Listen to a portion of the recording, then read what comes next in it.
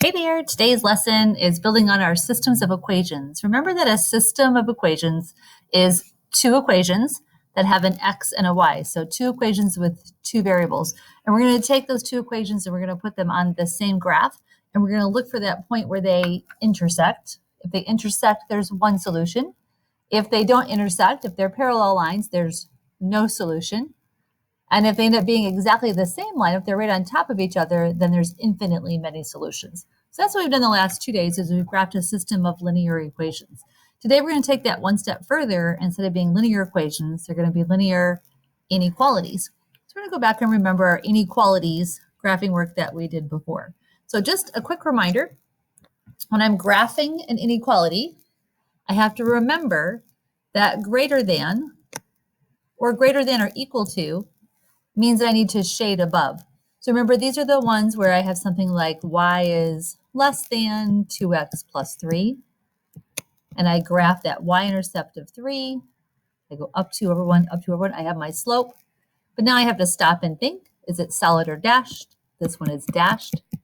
And am I shading above or below? I'm going to shade below. So this is back to what we did 2 units ago, I think it was now, where we're going to graph the inequalities. So a reminder that if it's greater than or greater than,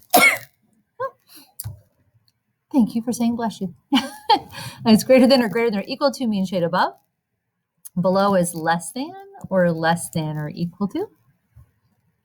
Which ones mean dashed? Remember that the less than or greater than with no equal sign means it's not equal to. If it's not equal to, it's dashed. That's what a dashed line means. It means that all the points that are on that line are not going to be equal to. And then solid line is equal to. So less than or equal to or greater than or equal to.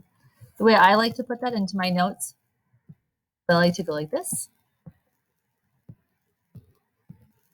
Knowing that these two right here, these are going to be solid.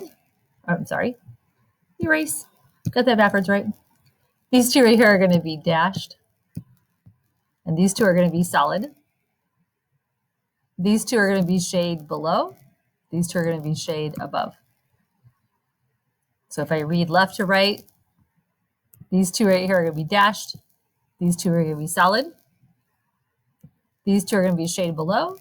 These two are going to be shade above. It's kind of how I organize it in my mind to remember which one is which. But you take notes in whatever way works best for you. Just make sure you take notes and write those in there so you have those to refer back to.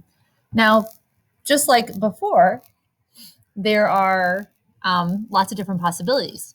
We had an intersection, we had parallel, and we had overlapping in the same exact line. And the same kinds of things can happen in graphing inequalities too, as we'll take a look here in just a minute. So we're going to skip on down to, let's look at the first example. Hopefully you have these papers that you can glue into your notebook. If you are a student who's at home and you haven't been able to be in class and you don't have access to a printer, the PDF is online where you can print the PDF if you need to. But if you can't, then just draw it in your notebook as best as you can. We'll just have to make the best of it. So I have two inequalities. I have y is less than 4x plus 2 is my first inequality. And I have y is less than or equal to 1/2 x. So let's think about that. So for the first one, what's my slope? My slope is going to be 4. And what's my y-intercept? 2. Will it be solid or dashed? It will be dashed. And will I shade above or shade below? I'll shade below. So all the skills I used previously. But now I have not one inequality, but two inequalities that are going to go on the same graph. So for my second inequality, this one right here, my slope is 1/2. Actually, let's do this. It's a really good idea. If you happen to have colored pencils work really good for this lesson. Let's change the color. Let's make this one be blue. So the slope's going to be 1/2. Blue and gold, those are my high school colors. And then what's my y-intercept? If you don't see one, what is it? It's invisible 0. That's the point of origin. And this one will be solid. And this one we will shade below. So we've gathered all of our pieces. So let's go back to the yellow one. Go back to the gold one. And let's graph it. So our y-intercept was 2. Our slope is 4. So we're going to go up 4 over 1. Up 4 over 1. With these, you want to make a couple of dots, just like we did before. Is it solid or dashed? is going to be dashed. Use a straight edge is the best plan. I know it's hard for me to do a straight edge on my screen, but do a straight edge. Don't forget the arrows on both ends. Okay, and we are going to shade below. We're going to shade below. So it's going to be all of this space right in here. With your colored pencil, you can shade a lot better than me. It's a little harder for me to shade in mine. Shade it as best as I can. So all of this gets shaded in. All right, now I'm going to switch colors. So if you have colored pencils, go ahead and use them. Second one, my point of origin, my y-intercept is 0, and my slope is up 1 over 2, up 1 over 2. This one is going to be a solid line, going this way and this way. And I am going to shade below. So I'm going to shade this section in here. So my solution, what I'm really looking for, let's see, I'm going to use green. Let's try green this time. My solution is what parts are the same. What parts are blue and green? It's going to be here, all the way up to here. I'm looking for the parts that are blue and yellow. It's both of them. So my solution is any point that's in this area right here. So this whole section right in here is my solution. So any point that's in there. So it could be 4, -5. It could be 6, -2. It could be 1, -8. It could be -1, -6. Like any point, as long as that point is over in this section of the graph, it's going to be a solution. It's going to work for both inequalities at the same time. Add the layer of the solid and the dashed lines. If it's a solid line, any point that's right along there, these points right here, these are going to work. So all of these points are going to be solutions to the inequalities as well too. What about on this side, the dashed line side over here? This one that was dashed, those are not solutions. So if a point's on a dashed line, it's not a solution. If it's on a solid line, it is a solution. If it's in the area colored by both, it is a solution. If it's a point over here, not. If it's over here, it's not. And if it's over here, it's not. So the only ones that are solutions is in the co-colored area and solid lines. All right, let's try a couple more practice problems. Look at this one. Example number 2. There we go. All right, so remember that you have to solve for y. You have to solve for y for both of these. So notice that both of those equations are not solved for y. So that's the first thing that I'm going to have to do is solve for y. So if I take 2y is less than or equal to 6x minus 8, and I divide both sides by 2, I get y is less than or equal to, I love algebra, we get 3x minus 4. If I rewrite that as 2 fractions and simplify them, some of you are at the point where you could do that without doing that step at this point. Some of you write them out, like especially because we know that those negatives are what's going to mess us up easily, so write those out. So there's my first one. What I'm really going to be graphing here is y is less than or equal to 3x minus 4. All right, let's go erase this. And let's solve for y for the other one. The other one says 9x. Let's change colors, right? What color should we make this one be? How about red? Kind of a little nod back to Christmas, right? 9x minus 3y is less than 12. Solve for y means you move the constant. We get negative 3y. Leave it clunky and chunky, right? 9x plus 12. Whoops. Leave it, it's not going to let me do plus 12 there, is it? Over here. Negative 3y less than negative 9x plus 12. There we go. Then I can divide by negative 3. Divide by negative 3. I get y on that side. This side, I get 3x minus 4. Notice that I divided by a negative. If I divided by a negative, I have to flip the inequality sign. Watch out for that. It's going to come up in this one. That one always sneaks up on us. So the red one is really going to be y is greater than 3x minus 4. Y is greater than 3x minus 4. All right, so we solved both for y. Solving for y is a skill that you need to be really good at by now. If that is a skill that you are still struggling with, ask for help. Come to core. Look at Khan Academy, watch YouTube, I can put up a video on how to solve for y, coming on Fridays, lots of possibilities. All right, so let's graph the green one first. So if I do the green one, my slope is going to be 3. My y-intercept is -4.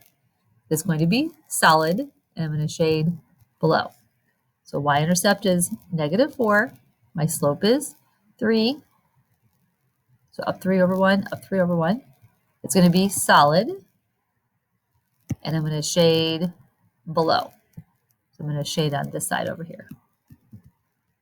All right, other one, it's going to be red. If I'm doing red, my slope is 3. My y-intercept is -4. Is it solid or dashed? Dashed. Am I shading above or below? I'm shading above. So again, skills that we did before, and anything that's tricky. So we are now moving into the part of the year where we're taking things we've done previously and kind of mushing them all together and looking at them in different ways. Let's graph that one. Y-intercept is -4. My slope is 3. So it's up 3 over 1, up 3 over 1. And you see what's happening, right? See what's happening. Ouch. Oh, and so that one's going to be dashed. So it's the same exact line, right? Except for one line was solid and one line is dashed, like that. This one I'm going to shade above, so I'm shading on this side over here. Okay, so do the shadings overlap at all? They don't, right? What about the line? Are there any points on the lines that are in common? One's solid, meaning all of the points are solutions. One's dashed, meaning none of the points are solutions. So what do we put for this one? This one we would simply write no solution. There are no points in common between those two inequalities, so we write no solutions. So that can happen sometimes where there's no overlap. If there's no overlap, there's no solution. Okay, so one option that can happen is there could be a common overlap area. That's the most common thing you're going to find, the first example that we did. The second thing that can happen is there can be no overlap. It doesn't happen very often, but it happens sometimes, which means there'll be no solutions for it. All right, next example. We have 2 more examples to take a look at. Next one, what if we have x is less than 5 and y is greater than 2? Back to those 0 lines and undefined lines. So x, where does x equal 5? Right here, right? X equals 5. And if x equals 5, it's going to always equal 5 no matter what. So that means the line's going to go this way. It is a dashed line because it's not equal to, so that's where the x is going to be, because it's not equal to. Now the y is greater than 2, so where does y equal to? Right here. And that's also going to be a dashed line because it's also not equal to. Okay, so the x1 means an undefined slope, and a y means 0 slope. That was a very commonly missed question on the last test, so definitely a skill to revisit. Now the x1, we had to shade below. So I'm shading below, I'm shading on this side over here. And the y1, I'm shading above, which means I'm shading over here. So the part that's in common is this part right here. This is where the solutions are going to be. It's up in that top right-hand corner right there. That part's going to be the shade. Oh, I forgot to use 2 different colors. You see how 2 different colors makes it a lot easier to be able to see, but you can still see for this one that these are the solutions. So any point that's in that spot is a solution. What if I had a point right here on the line? Would that point be a solution? No, because it's dashed. What about a point over here where it's only shaded only one of them? Not a solution, right? Only thing that's a solution is right where the combined area is or on a solid line. Last example. They're not so hard, right? Not so hard. Now for these ones, we have to solve for y. So the first one's going to be y is, let's change colors. What do you want this time? How about orange? Can I get an orange? Let's try orange. So it's going to be y is greater than -x plus 8, because I'm going to subtract x from both sides. And when I do that one, my slope's going to be -1. My y-intercept is 8. It's going to be dashed, and I'm going to shade above. Let's go ahead and graph that one. Y-intercept is 8. Slope is -1. Go like that. It's going to be dashed, and I'm going to shade above. So I get this one right here. All right, graph one inequality. Let's go do the other one. How about purple? Let's try like the purple. All right, other one's going to be solve for y. What do you get if you solve for y? Did you get it? Y is less than or equal to negative x plus 2. Notice that the slope is the same. If the slope is the same, you should already know what's going to happen, right? If the slope is the same, the lines are going to be parallel. Different y-intercepts, but the same slope means that they're going to be parallel. So m is going to be negative 1. B is going to be 2. It's going to be solid. We're going to shade below. All right, so we have 2, negative 1, solid, solid, and we're going to shade below. So what happened with this one? What are the solutions for this system of inequalities? There aren't any, right? There's no points. There's no overlap in the colored areas. There's no line that overlaps. So this one also is no solution. So that can happen as well too. All right, 4 different examples. Off you go to work on your practice. Let me know any questions you have. Remember, I'm always available to help anytime.